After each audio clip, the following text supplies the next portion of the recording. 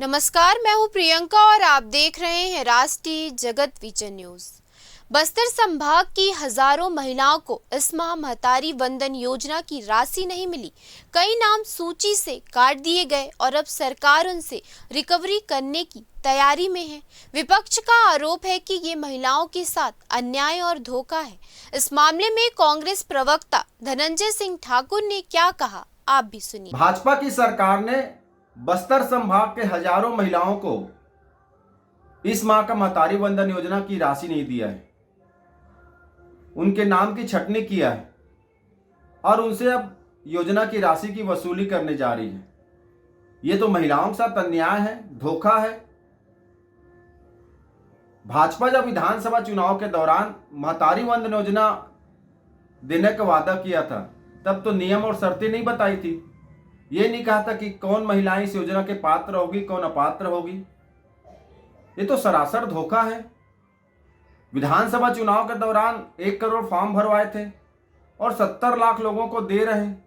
उसमें भी 30-35 लाख वो हैं जिन्हें वृद्धा पेंशन और प्रत्याख्या पेंशन का 500 रुपये मिल रहा था, उन्हें सिर्फ 500 रुपये दिया जा रहा है। आज भी 35-40% महिलाएं इस योजना से वंचित हैं और अब रिकवरी की बात की जा रही है।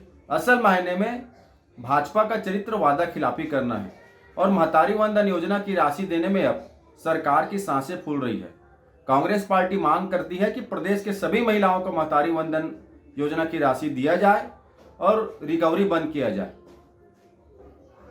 वहीं दूसरी ओर भारतीय युवा मोर्चा अध्यक्ष राहुल टिकरिया पर गंभीर आरोप लगे हैं।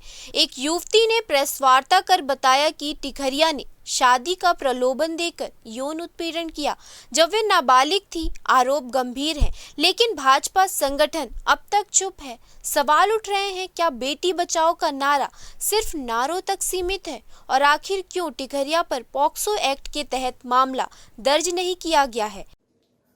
भाजयुमो के अध्यक्ष राहुल टिकरिया के ऊपर एक लड़की ने संगीन आरोप लगाए हैं। शादी का प्रलोभन देकर सेक्सुअल हरासमेंट करने का, एवं टिकरिया के चाचा ने जो आरोप लगाया है तो रिश्तों को शर्मसार करने वाला है। उनका घर बर्बाद हो गया है और इस गंभीर आरोप पर भाजपा आखिर मौन क्यों है? राहुल टिकरिया के खिलाफ भाजपा संगठन कार्रवाई क्यों नहीं कर रही है? और प्रेस वार्ता के माध्यम से जो लड़की ने आरोप लगाया है कि वो जब नाबालिग थी तो उसके किस प्रकार से छेड़छाड़ हुआ है, उसके बाद सरकार इस मामले को स्वतः संज्ञान में लेकर टिकरिया के खिलाफ पॉक्सो एक्ट का मुकदमा क्यों दर्ज नहीं कर रही है? क्या भाजपा का यही बेटी बचाओ नारा है? जिस प्रकार से भाजपा की सरकार और संगठन की सोच सामने आ रही है, ऐसा लगता है कि भाजपा बेटी नहीं आरोपी बचाने के लिए जुटी हुई है।